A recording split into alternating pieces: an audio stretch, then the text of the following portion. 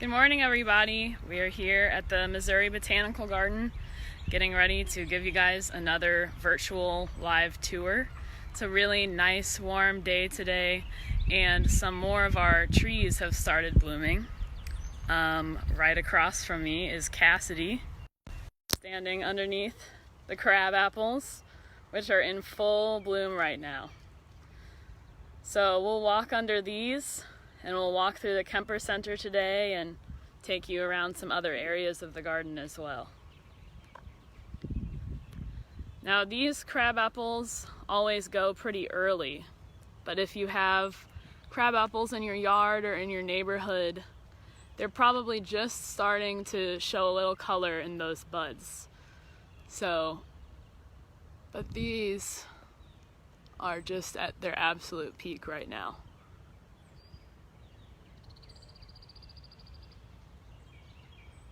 And you can see off to Kristina's left here, we have the cherry trees are still, they're just past peak.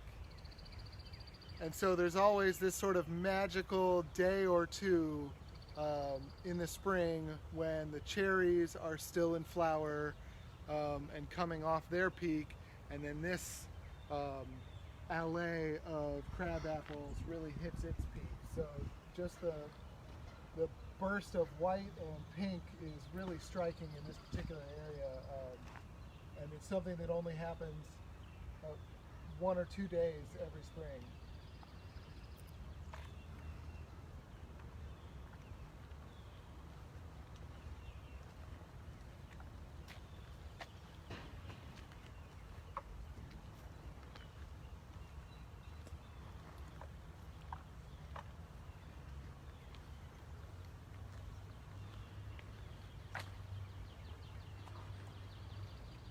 And these smell amazingly fragrant too.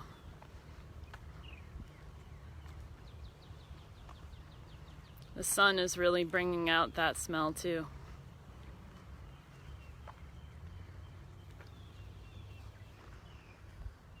And if anybody's curious, the cultivar name on these trees is Cardinal. Really bummed that we didn't get to see a Cardinals home opener yesterday, but eagerly awaiting when they can take the field again.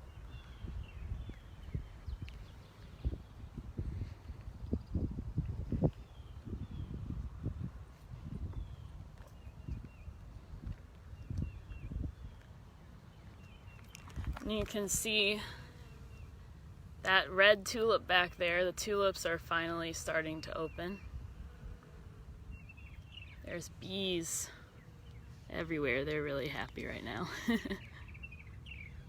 These are honeybees that you see. Now that big one there is probably a carpenter bee.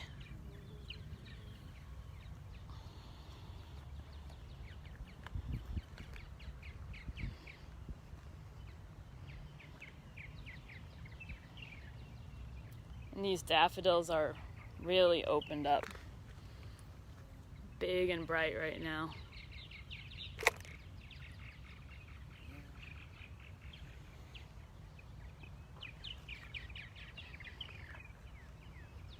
You can hear those purple martins singing in the background probably.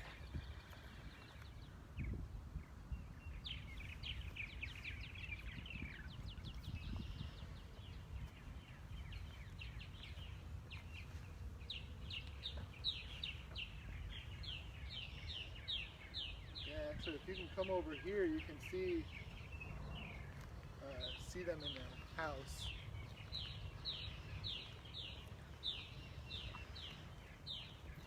So up there in that little white birdhouse, you can see the purple martins. And they're the ones that you can hear singing too. We have somebody that's going to be coming in next week to kind of check on them, make sure they're doing okay. And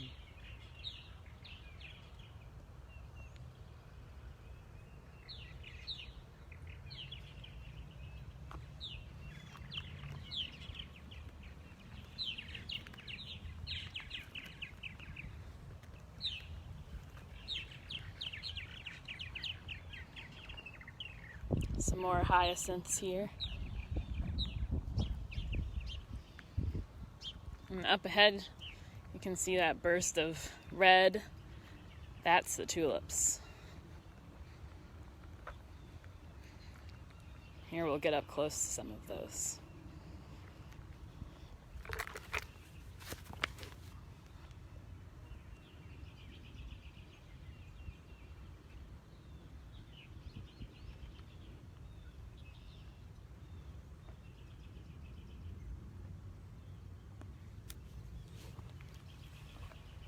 I wonder if we were looking at this vista the other day. Yeah. So this is a really nice view right here. You can see that forsythia through the circle in the woodwork there, framed really nicely. Those yellow daffodils in front too.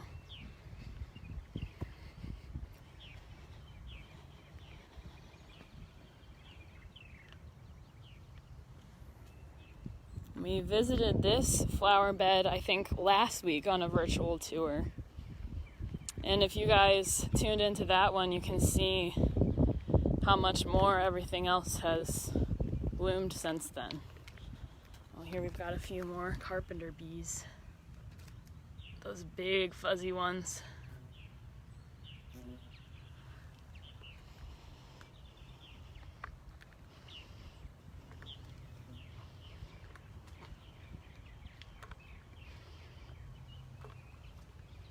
There's a really big one back there on that daffodil. So you can see that.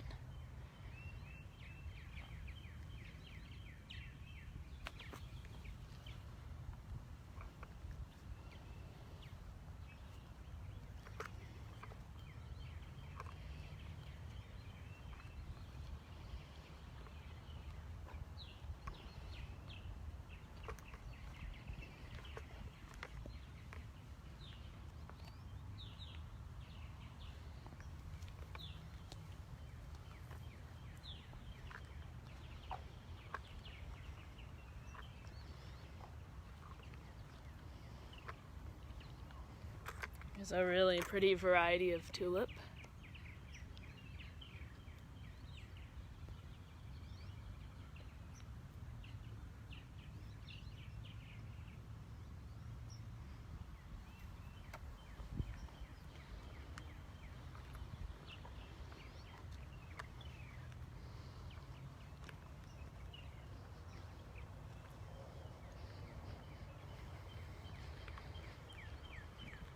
It really is warm out here today.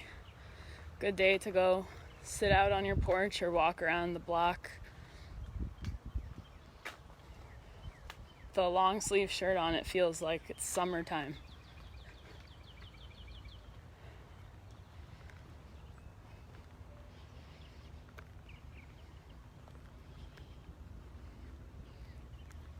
Here we've got some kale coming up.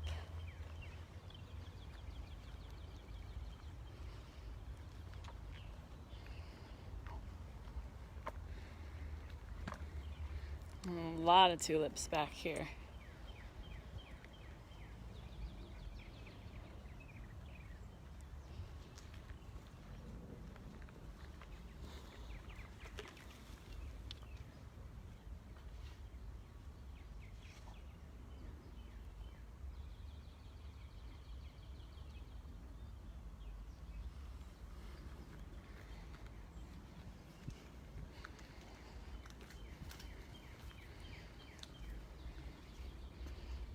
Here's another little bee.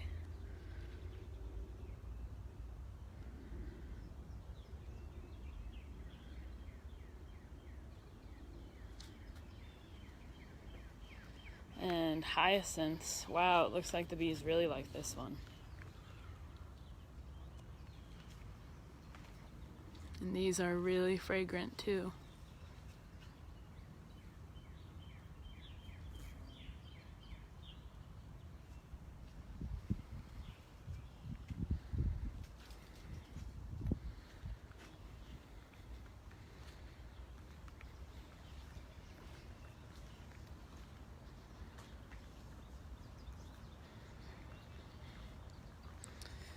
And here we're coming up on the Kemper Home Gardening Center, and I just wanted to mention that our horticulturists are still available if you guys have any questions or gardening needs. You can reach them by email at plantinformation@mobot.org. So if you guys are having some extra time on your hands and thinking about working in your yard or garden, that's a resource that is still there for you. So feel free to reach out. You can see those white flowers. That's a star magnolia there.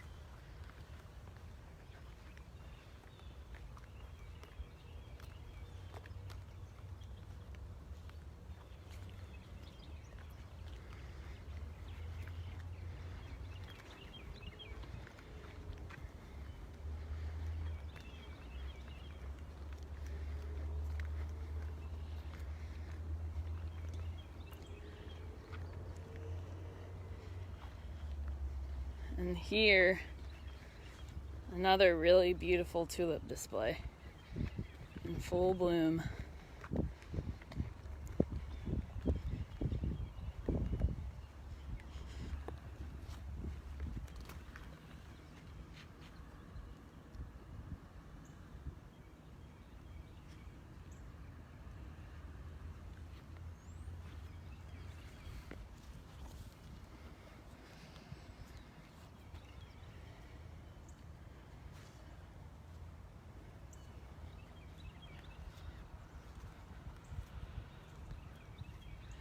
And this was one of the earlier blooming cherry varieties. You can see that it's starting to leaf out now, and most of those pink blooms are gone. There's still a few left though. And one of the things that I was going to mention is we're talking a lot about the pretty flowering trees that everybody thinks of, the cherries and magnolias. But there are lots of other trees that are flowering right now. This is a hornbeam, and these little tails are called catkins, and they're flower structures that form on trees that are typically wind pollinated. And so oaks are the same way, and this is one of the big culprits for seasonal allergies. All that pollen being dispersed in the wind and finding its way into your sinuses, and if you're anything like me, you're hitting the allergy medication daily to try and fend these off. But those trees are starting to bloom now as well. So you can see there's that pollen that he's talking about.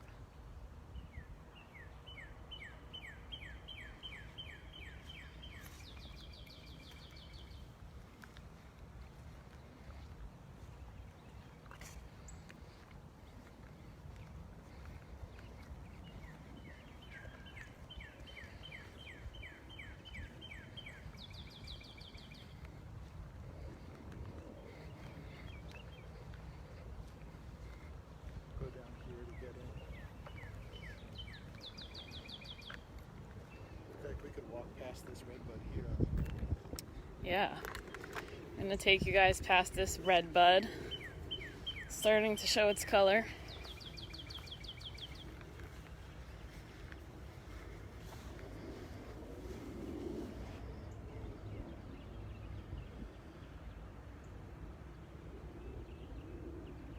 Still not quite blooming yet, but there's so much color in the buds. I mean, this is where redbuds get their name from.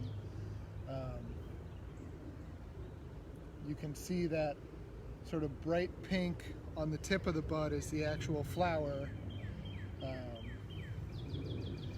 And they're not open yet, but you can spot them from a long way away. They're just so colorful. This particular variety is called Appalachian Red.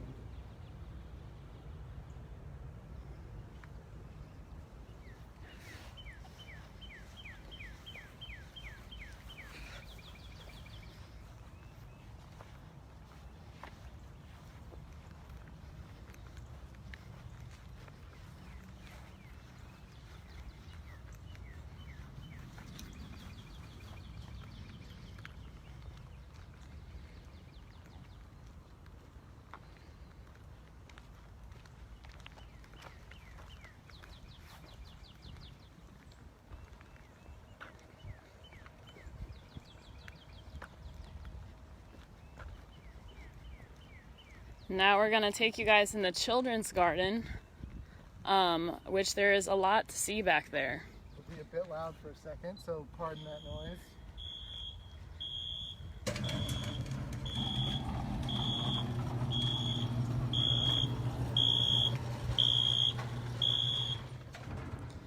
So even if you don't come in here with your kids, there is a lot in here for adults to enjoy too. Lots of pretty blooms that you don't necessarily see if you're not coming in for the playground. So we just wanted to show you guys around here a little bit too. Horticulturist Tyler Prestian is in charge of this area, so he has planted some grape hyacinth and some tulips and some fritillarias in here and at the children's garden entrance.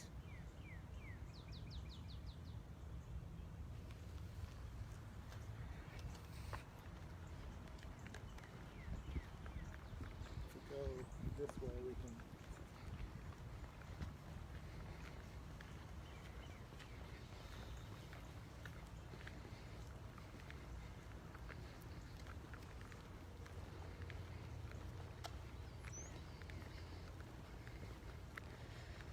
Now up here on this walkway, we can kind of take you through the canopy of some of these red buds.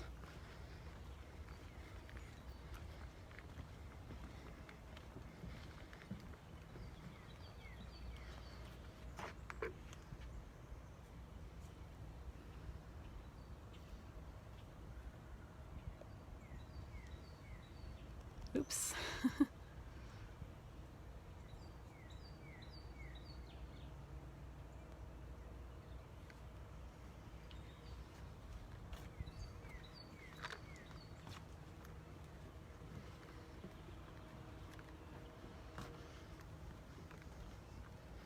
Service berry, I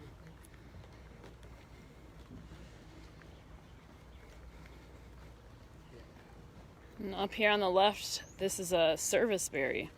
So in one of our tours earlier this week, we pointed out a different one of these trees.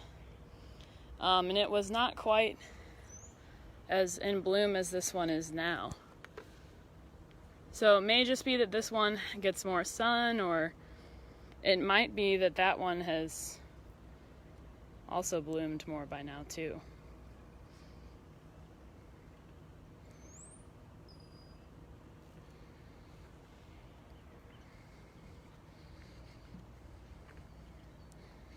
Another red bud here.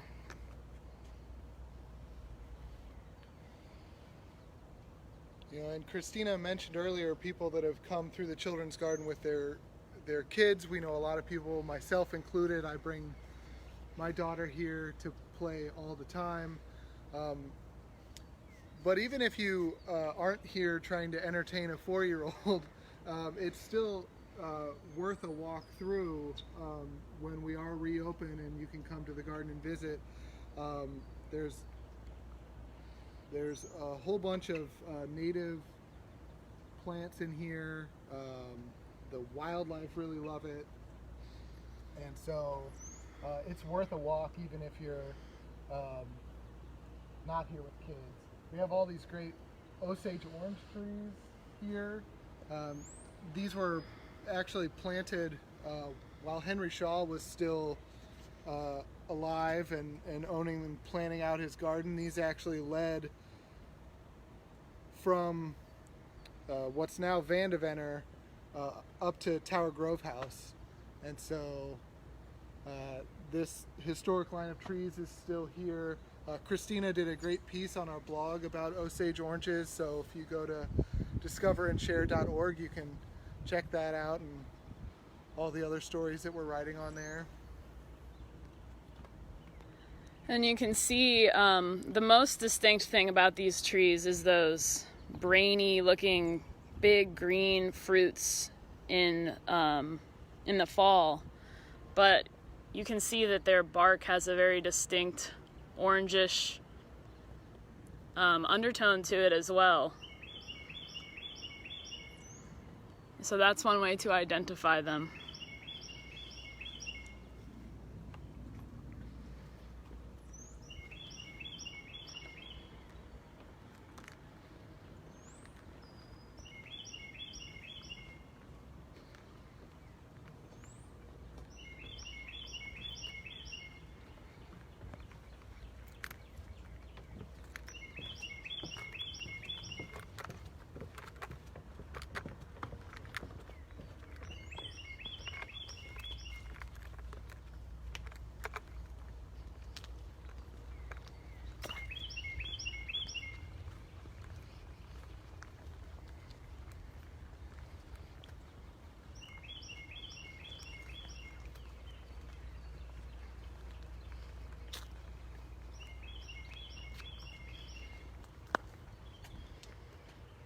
And here, this is where a lot of vegetables are grown. And kids can come in and learn about those, where their food comes from. Can see some kind of kale or cabbage here, it looks like. Coming up. Let's see.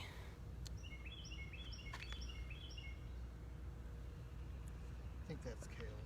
Yeah. This one looks more like it.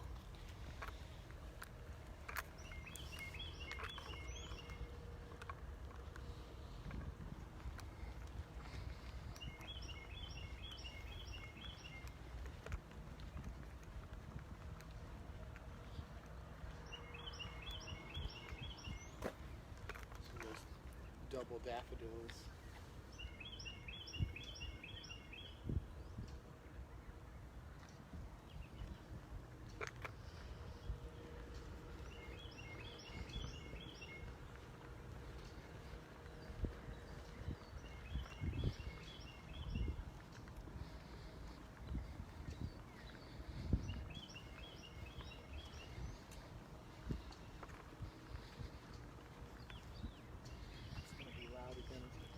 Yeah, and we're gonna go ahead and exit now, so pardon the sound, yeah.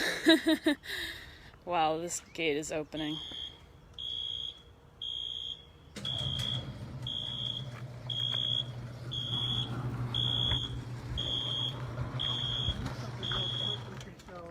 well, that's starting to come into bloom. Of course, there's the thing right next to the loud gate. But these are viburnums. These are viburnums that are starting to come in. And these have such a great fragrant smell to them. So that's something that you might see starting to come into flower as well.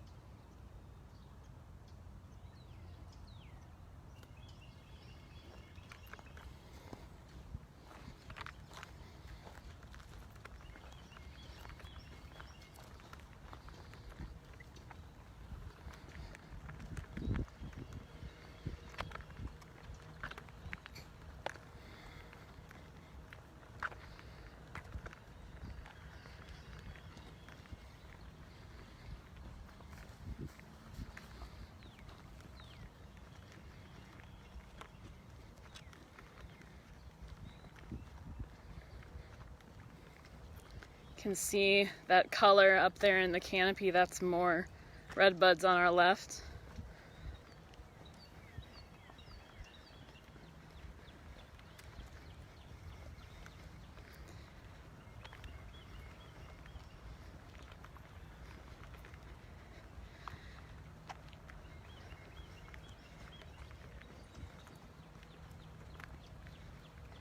And now up ahead, these are also redbuds, but these are white redbuds, which are kind of an anomaly. They're almost like an albino redbud. And they're very rare in the wild, but we have these cultivated here. And there's a very interesting history to that. If you're interested in reading about it, you can go to that blog, discoverandshare.org, and Cassidy just wrote a piece on that, the history of the rare white redbud. And you can actually see over on this tree, this is really cool. You can see where this white redbud was grafted to a red redbud. You can see those magenta buds there in the roots. And then right up above it is the white. And then the white.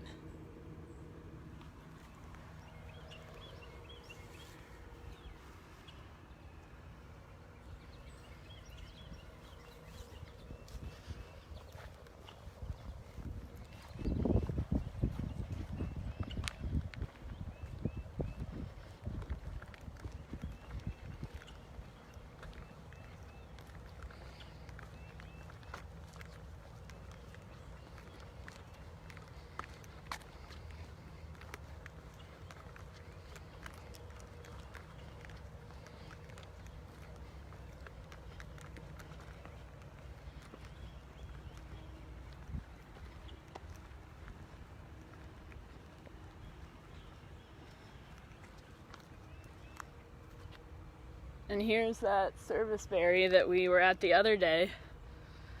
And you can see how much it's come along since then.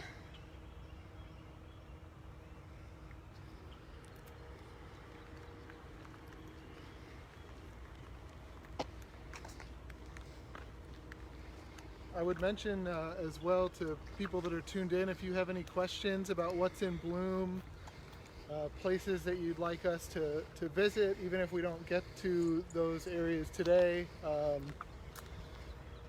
We're here to show off this garden to everybody, so let us know what you'd like to see, and we'll see if we can't stop by and show it to you or answer any questions you might have.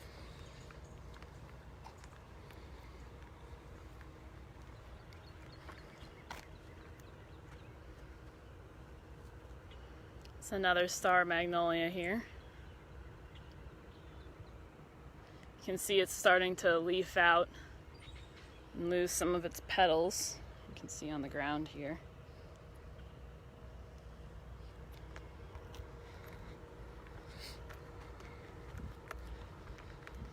Now we'll walk up into the rose garden. There aren't any roses quite yet. Those are more of a summer flower, but there is quite a lot to see already.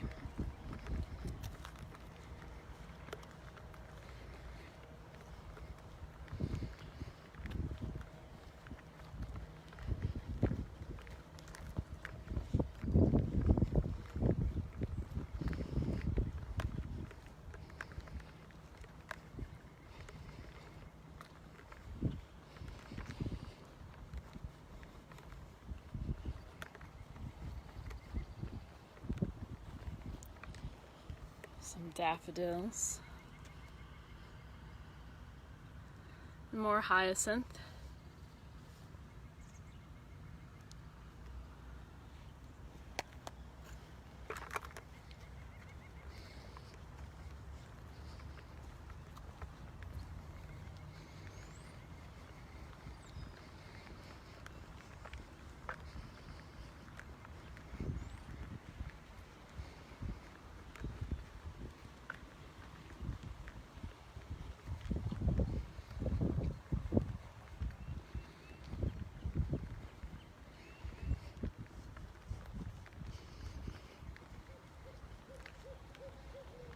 Oh, I don't know if you can hear that through the phone, but we just heard an owl call. Let's see, maybe he'll hoot again. Sounded like a barred owl.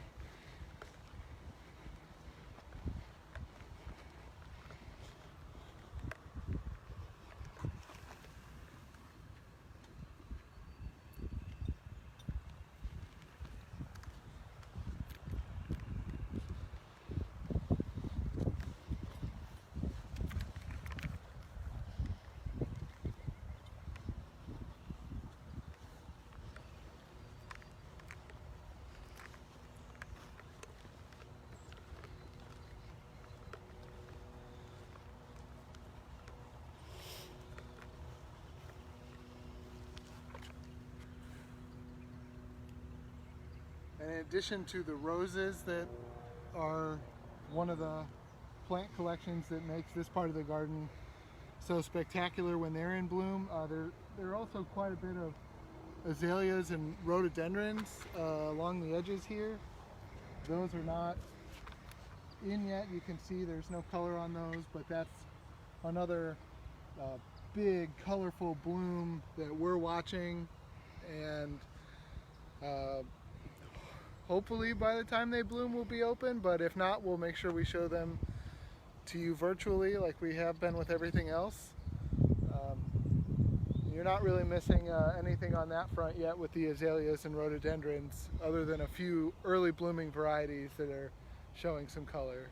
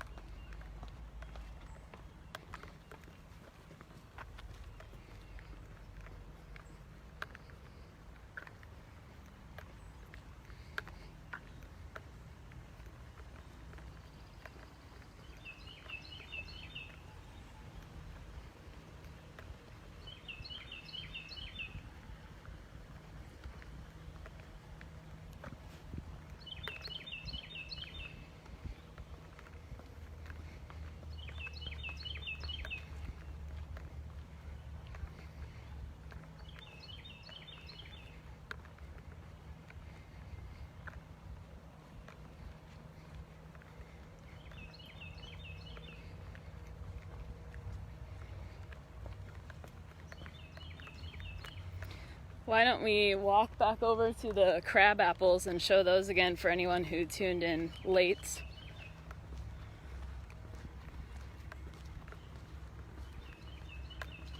And we'll pass by those brilliant red tulips again. Get another look at those.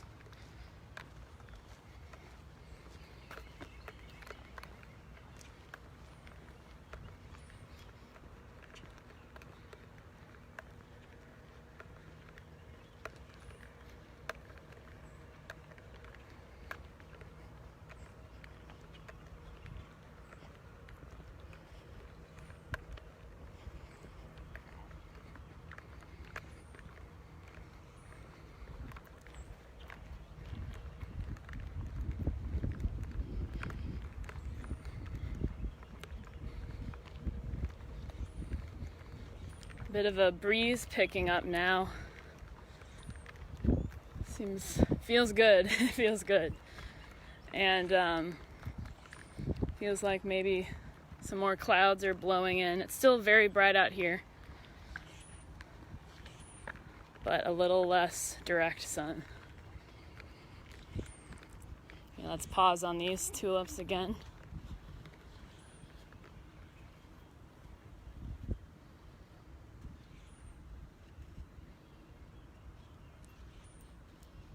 Oh, one little yellow one.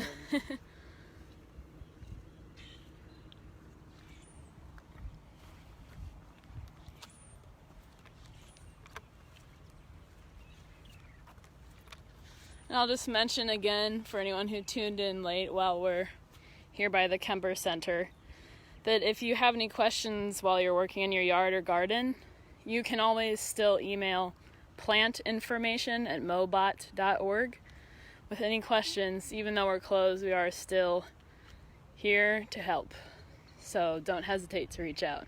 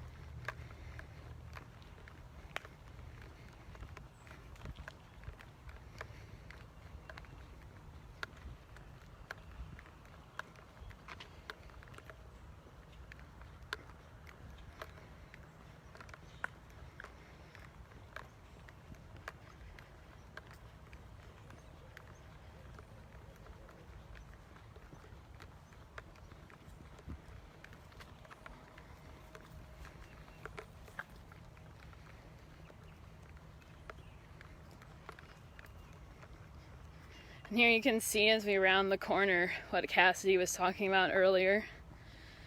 It's only a couple days a year when the cherries are blooming, the Oshino cherries, the white here, and the crabapples at the same time. These crabapples are really in their full glory right now.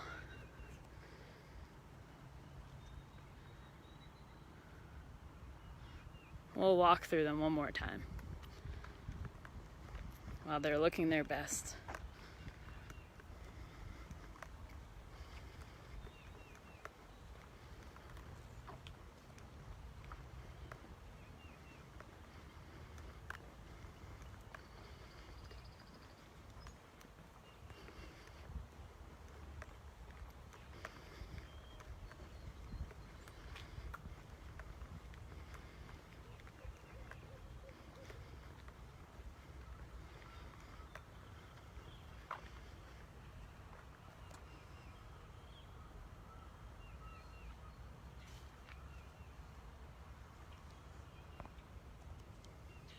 Okay, everyone, thank you so much for joining in today.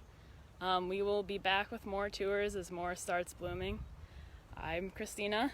Behind me here, this is Cassidy. And stay tuned for more photos and videos, and stay healthy. Have a great day.